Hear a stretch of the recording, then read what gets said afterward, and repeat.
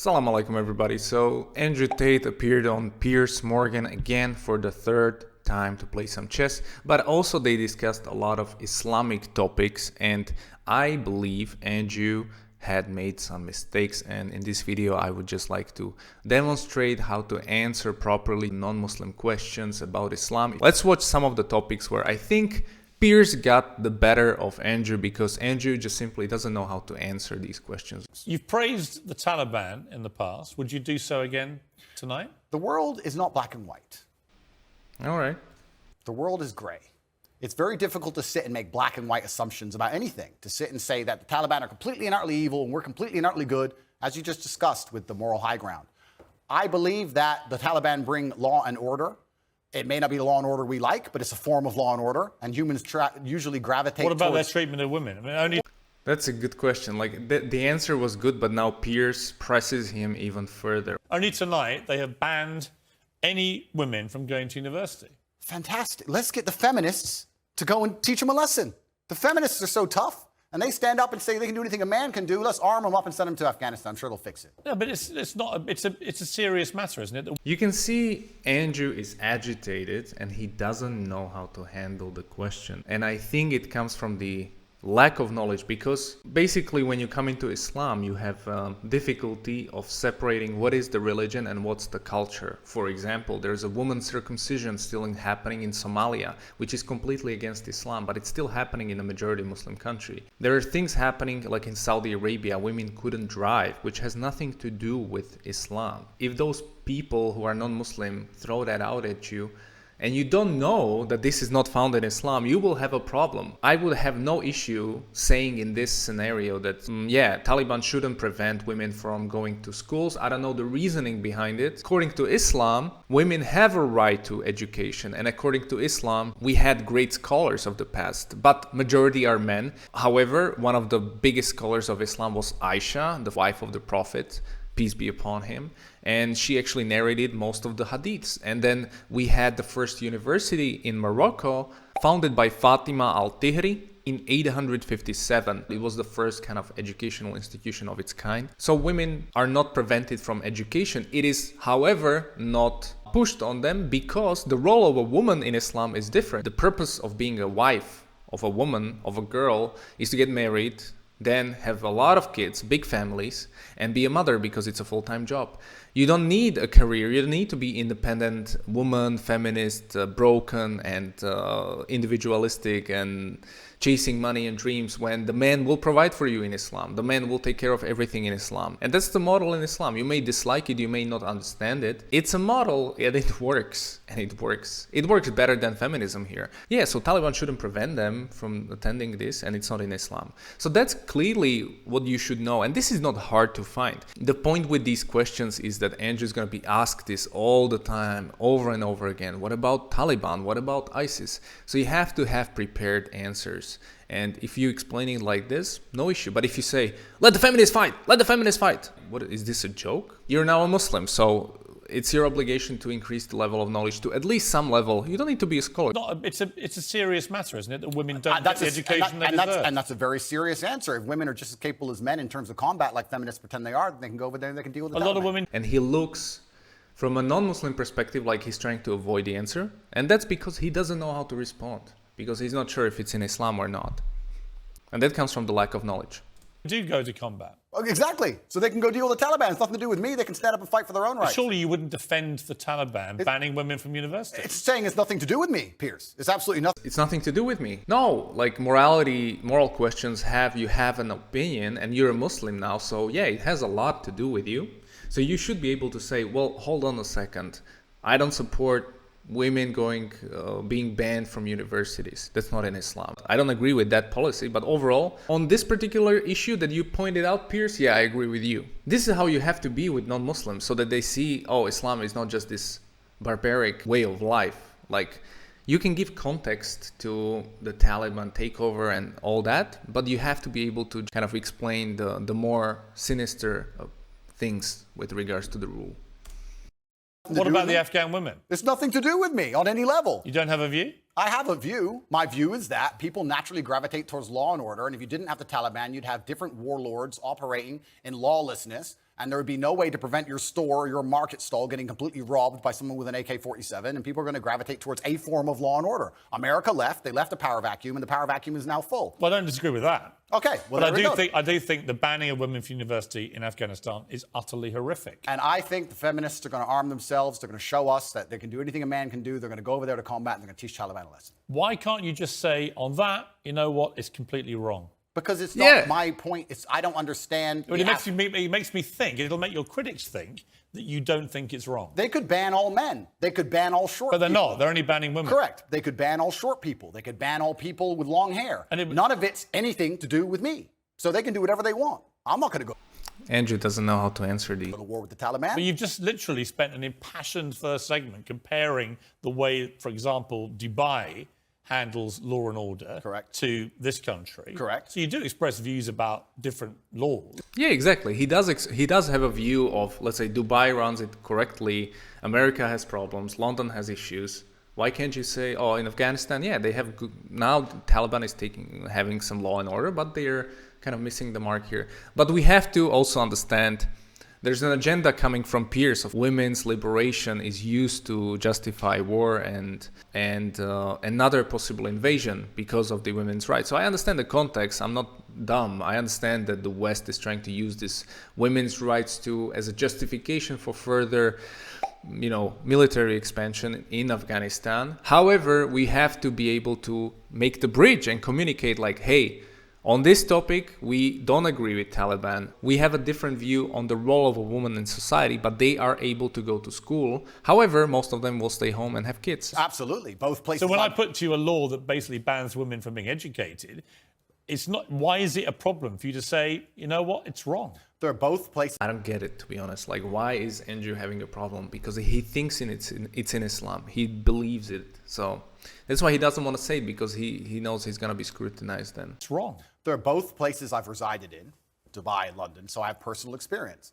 I can give my personal opinion, but like I said, it has absolutely nothing to do with me. It's what the Taliban decide to do inside of Afghanistan. And if they decide that's the most prudent way to run their society, then we have two choices. We can either go over there and start another war that we shouldn't be involved in and waste a bunch of life, or we can sit and say it's up to them. They should govern themselves. They're people. We're no better than them. And they've decided to live their lives a particular way, and that's how they're going to live it. Like I said, if feminists are very upset and they're very disgusted by the fact that in Afghanistan, women cannot go to school, I've been told repeatedly by feminists that they're just as capable as men in all realms, and I expect them to arm themselves and fly over to Afghanistan and fix it.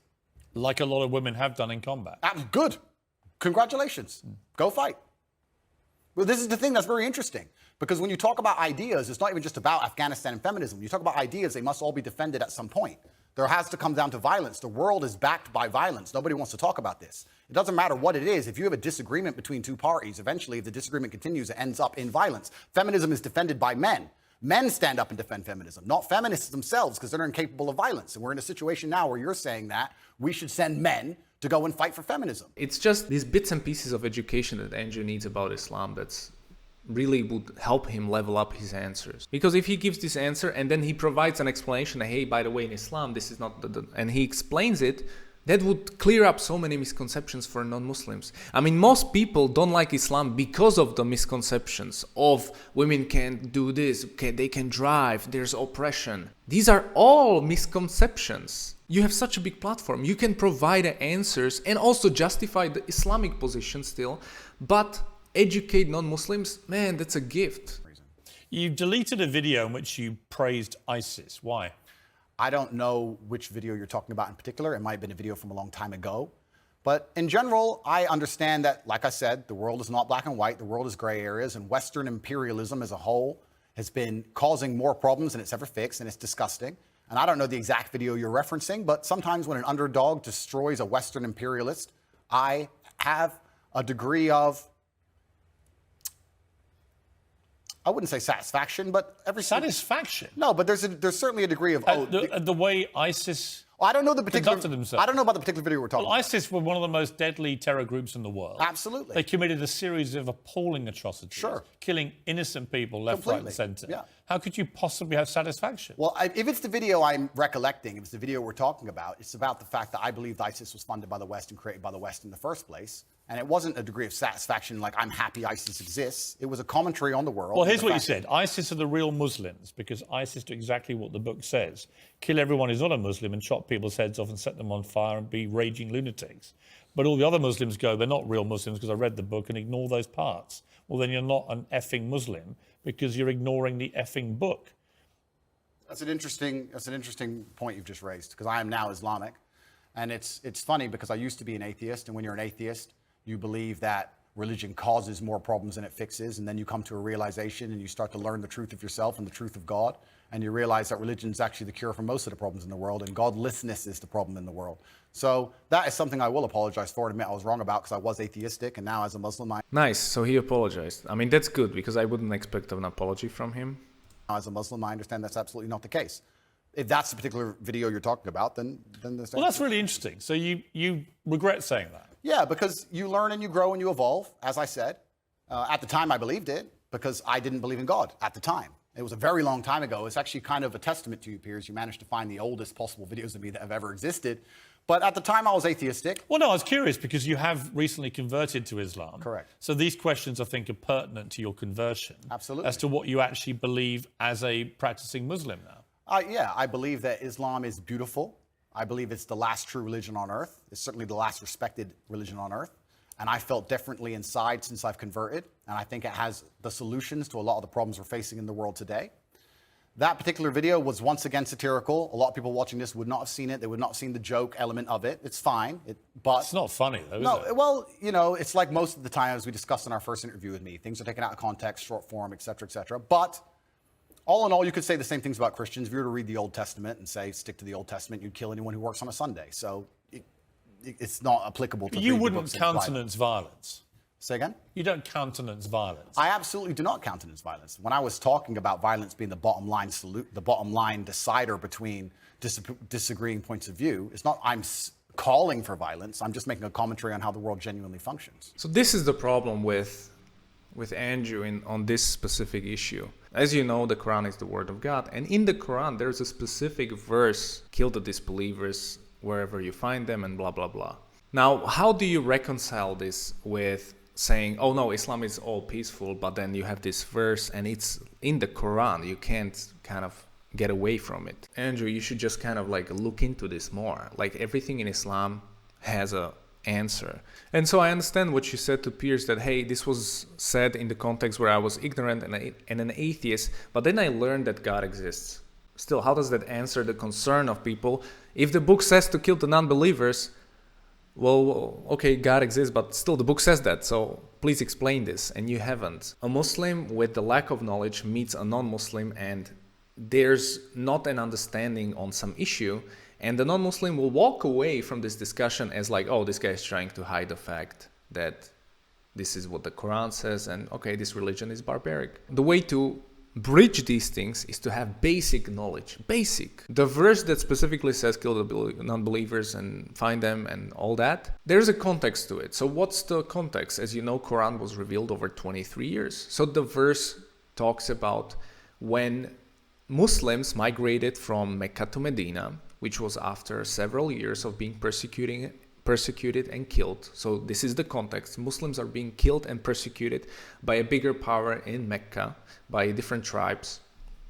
They came to Medina and they were being attacked still. And the armies were being raised to attack Muslims. Before this verse, there was another one which suggested peace treaties and all that. But this verse was sent down as a commandment to do battle because you will be wiped out as a society, and there were several thousand Muslims, maybe not even that.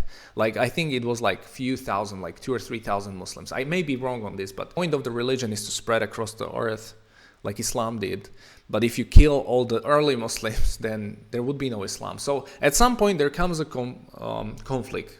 We have to go to war. And this is in every religion, and Islam doesn't shy away from using war, but it's only in specific context, and mostly it's in the passive defensive context. So you are being attacked. There's no other solution. There's no other treaty we can do. Well, then all the men have to fight and kill the disbelievers. Disbeliever is really a bad term here. I think there were a couple of tafsirs which mentions this was specifically the pagans, so the pagans of Mecca, not the disbelievers, just anyone. And right after the verse it says, if the other party inclines towards peace, let's make a peace and let's make treaty, because Islam always prefers peace and treaties to warfare. If there's a betrayal, and there were treaties signed before this, let's say, battle, that there will be no battle. The tribes of Mecca, they broke the treaties multiple times. So then there was no other solution. There was really no other solution. You will either be wiped out or you go to battle. Now, what ISIS or Al-Qaeda will do, they will take out this verse out of context and say, hey, you see this? Okay, we're gonna now go and bomb the citizens, non-combatants, which Islam prohibits. You can't kill non-combatants, women, children, men. You have to protect the environment. You can't burn the trees. There are specific rules for warfare, and there's even books written on it. And so if people take the verse out of context and they go and kill innocent people, that's not allowed in Islam. This is not Islam. This is terrorism, whether it's done in Islam or in any other country or philosophy. It's not by killing one life. It's like killing entire humanity and you're going to Jahannam, hell forever. It's not possible, basically. And these groups, they basically deviate and they say that no, everyone in that country is now part of the system and we can kill them because they are a political movement. And if you bring to them Quran and Sunnah, they actually don't like it. They don't pray on time. They don't like the explanations of the Quran. They don't like the Sunnah, the way of the Prophet who explained the Quran, because they see, okay, this is not how we should be using this verse, but we're still gonna misuse it because they have some sickness in their heart. And every major scholar or school of thought or madhab or anything in Islam has condemned 9/11 and has condemned all these terrorist attacks because it's not in Islam. And the whole problem here is with not knowing enough of the context. And true West funded these groups, and true West is the imperial power who has destabilized Middle East and a lot of countries, which then created options for these groups to rise to power, and the West has to be held to account. But we shouldn't be able to now shy away from these deviant groups. No, there's nothing to shy away from. Yeah, these are deviants, these are extremists, and we don't support them. The overall problem with converts is that Andrew doesn't know this. And so my advice is to really research these controversial topics. Because when I converted to Islam, I definitely spent a ton of time researching everything before I became a Muslim, such as this verse, everything that is kind of controversial that non-Muslims pull out against Islam, because I know these things are taken out of context and there's an explanation for it. And then once you get the knowledge, you can build bridges, because you can just say, hey, you are misunderstanding this verse, let me explain to you how it's related. Another piece of advice to best understand this is to read about the seerah of the Prophet. So from birth to death, the life of the Prophet, study it. You can pick up a book from Martin Link's Life of Prophet Muhammad based on the earliest sources. You can pick up another book and you really get an understanding of his life and the way the revelations happened and what that looked like, because you can watch videos about it if you don't have time to read, but you should know the life of the Prophet because it's a major source of knowledge in Islam. Just don't be combative with your answers. Don't be kind of like wishy-washy, because non-Muslims can pick it up and they'll be like, oh, he's just washing down the religion. We know this verse is there. He doesn't know how to handle it. He looks like he's not educated enough, or maybe it's true and they want to kill us all. So let me just put Islam to the side. And at the end of the day, we are all going to be held account on the Day of Judgment about Islam and how we communicated it. So Andrew, that's a piece of advice as well. Like, you should improve your knowledge because, you know, you don't want to be held to account by Allah. No one wants to be. So the point is, we want to educate. We want to help Andrew with the education because it's needed to build bridges by saying, but you did this, West did this. This does nothing to improve the debate. Communicate the misconceptions of Islam. That's the entire point. If you clear the misconceptions, the path is clear. They can accept Islam. And that's the goal, to accept Islam, not to antagonize non-Muslims. All right, so that's it for me. Assalamu alaikum. And let me know what you thought about this interview in the comments below.